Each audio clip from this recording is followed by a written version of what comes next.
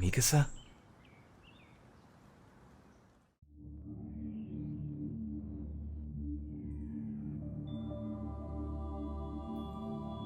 Long, long ago, when our world was still young, and all manner of unknown things began to form, that which we call life was born.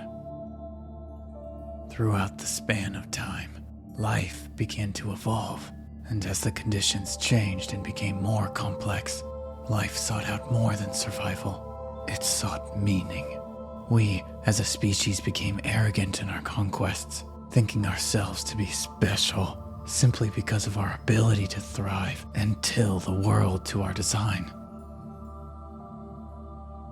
And yet, in spite of all odds, one such ancient life form persisted through millennia, refusing to pass on. It waited. Why? For what purpose?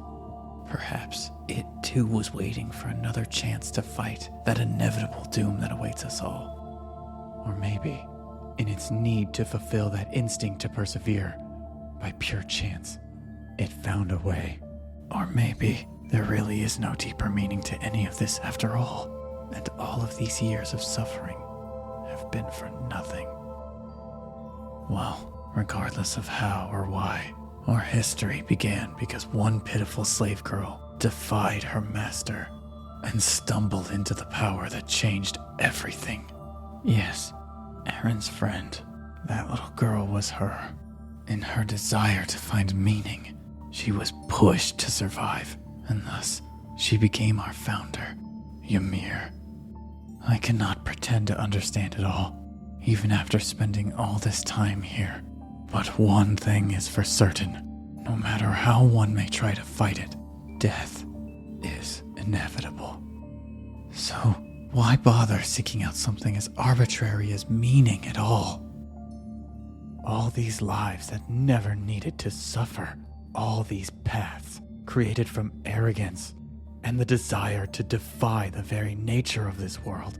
If she had just accepted her fate and freed herself from her suffering, as we all eventually do, perhaps all this could have been avoided. Maybe then we might have been spared from this existence. This place was born of that arrogance. Unable to move on from the will of the king, she was banished here, to this place free from death, obeying his desires. Godlike in power, but forever a slave. With this earth, she creates the monsters that destroy and perpetuate this cycle of suffering. So, this all began because of her. And this is the place free of death? But if she had all this power, why not use it to free herself? So you've realized the conundrum. Very good. I have spent an astounding amount of time here, trying to answer that question. Why didn't she exact her revenge on the man and people who enslaved her instead of serving them? Maybe she couldn't? Some kind of condition to her power? I, too, came to that initial conclusion. However, the more I watched this history, the less I was convinced that was the case. The power itself was not the issue. So, could it have been her will? Was she incapable of separating her own desires from that of her abusers? Or was there some hidden need to belong? Was that her meaning?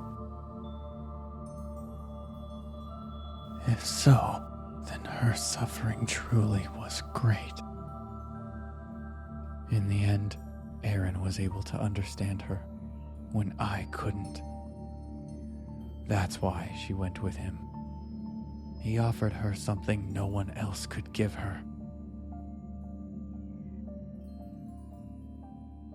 And that was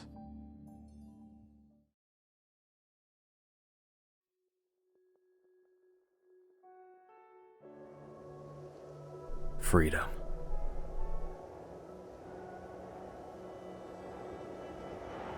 So, is she finally free? Ymir, are we all free now? Not yet. But you showed her she's not alone anymore. If that's not enough, then what's she waiting for?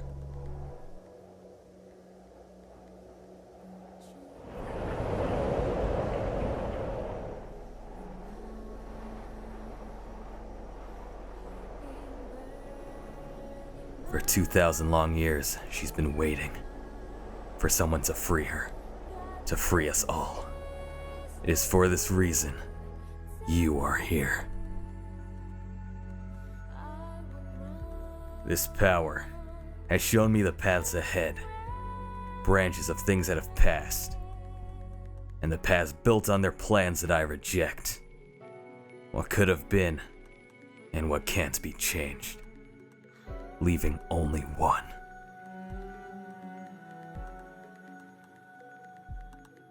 When you wake up, you will forget what you learned, but not what you felt here. This will all feel like just a long dream. Until that moment. Only then will you begin to understand.